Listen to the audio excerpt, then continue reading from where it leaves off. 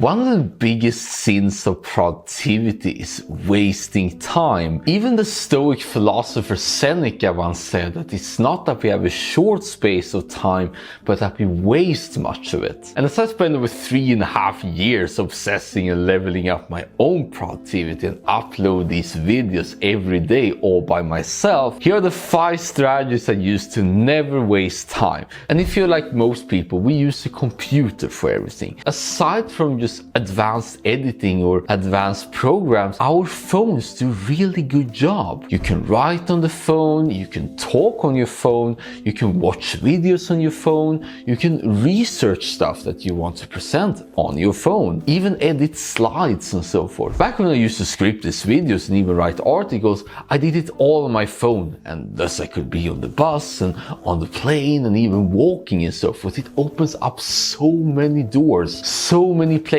which you previously did not know that you can work, but now you can work. But then you probably heard this demonization of the phone, that it's the #1 enemy and it kills productivity and so forth. But to me the argument is quite ridiculous. It's like I cannot go to any supermarket anymore because they're candy and I just cannot not buy it. So the phone is not the enemy. It's all about knowing what you want long term and make sure to guard yourself against the shiny objects. That brings us to the next strategy, which kind of goes contrarian to most productivity advice, because they're a very big fan of focus blocks. Set aside 90 minutes, no distraction, and God forbid anyone would call you at that time, because then it's completely lost. And sure, multitasking and attention residue is a thing, but I found over the years that there is a hack to bypass it, and that is to externalize everything. Every time I picked up my phone while I was on the bus, it was not like I needed this extra time to get into focus. What I did instead, that I make sure that all the things that I wanted to say, whether it was in sentences or just bullet points I wanted to incorporate later, they all were there. I did not need to remember beforehand how I wanted to structure it. It was more a case of seeing what's there, seeing the potential Lego blocks, and then intuitively decide that this is how I want to phrase it. This is how I want to write the script in a way that it's flowing to me. Think of reading a physical book, for example. It's not like you need to read the book from cover to cover thanks to bookmarks. Like, imagine if bookmarks don't exist, so you have to spend the next 5 hours just reading, or otherwise the entire thing will get lost.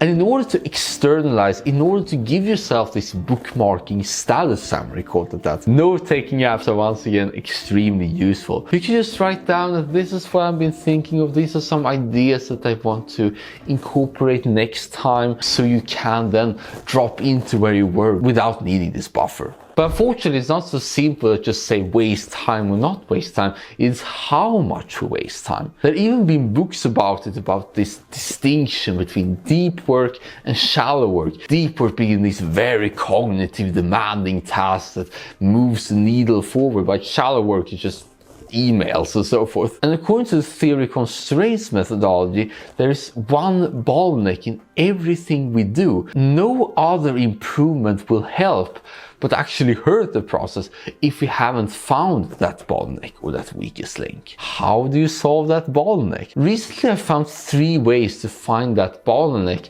and the first one is a thought experiment in which you ask yourself, if I simply increase my demand, we can talk sales, we can talk demand from customers, we can talk rising expectations and so forth in terms of quantity and quality, what is going to break first? Another way to figure out the bottleneck is to ask yourself what has your most negative attention. And negative attention is here with the things that you worry about, or the things that frustrates you, or so forth. Whatever has my attention most of the time is something that I subconsciously found important, and if I resolve that, then I get more and more mental bandwidth to deal with other problems. And the third one is to seek out feedback. And as a personal example, I recently joined a part-time YouTuber academy because I believe what's holding me back is that I don't know what's holding me back. So I want some outside observers to see that, okay, what are you obviously doing something that could be drastically improved and so forth. And if you have any ideas, please let me know in the comments. Once you found that bottleneck, the way to improve it is to first lower the other demand and make sure to optimize as soon as possible. And to give you one sneak peek behind the curtain, right now I'm actually doing this. I'm making more simpler videos now so I can increase the production quality, so that whenever it's time, I can now invest as much as possible into making the best videos. But here's where we go into the real mind-blowing stuff, and I am going to make a separate video about this, but I'm going to leave you with this in terms of how to get the most attention. Instead of thinking that attention is ultimate resource, that you want as much of it, think of it instead as a zero state. Instead of trying to load up with different stimulants and coffee and so forth, try to remove everything that has your attention. And this is once again why I like note-taking apps and so forth, because I can write down what I'm thinking of, what has my attention for 10 minutes or so that I can be more and more free to focus on what's important, which is what I'm seeing, hearing and feeling at this very moment. And here's a cool insight. I hope you're sitting down. Once you have the ultimate attention for anything, you'll find that you no longer need so much time anymore. Yesterday I found out that in order to make good videos I need good ideas, but the only way for me to get good ideas is to have my attention as low as possible from anything else, because it's a zero state. And then because I'm more attuned to what I observe both in myself and in the outside world, I can then apply some instant judgments. For instance, to choose music for these videos, it's not like I'm obsessing days before what's going to be sounding good. It's more of a snap judgment in a moment, like this is the thing that I want. It's a gut feeling. In order to get that enhanced gut feeling, it's all about removing all the other distractions. If you find yourself in a situation where you have to waste time waiting in line, etc., aside from you choosing a phone, you can just practice your attention.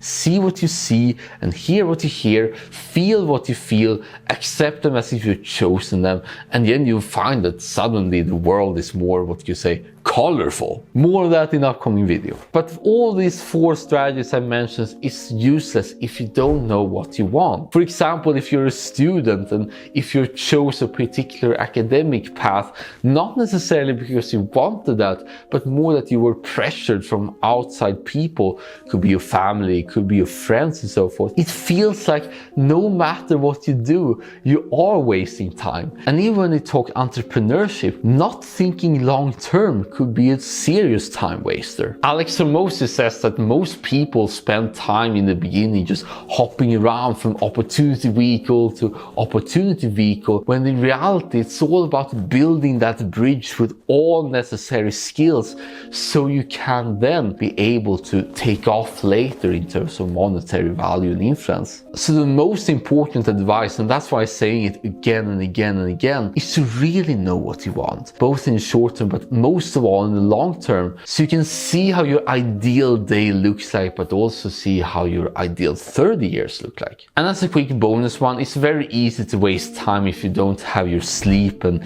eating and exercise in order, because especially when we are sleep deprived, it's very often that we find ourselves in this zoning out in which time passed by and we simply were AFK, if you want to take a gaming term. But other than that, if you apply these 5 strategies, you will find yourself in this beautiful space that no matter what happens, you're not wasting time, whether it's on your phone or practicing attention. And let me know in the comments if you have other strategies you use in order to not waste time. And we can all make sure to have our limited resource completely preserved. I'll see you in this video right here, and always remember that you're the most amazing human being alive.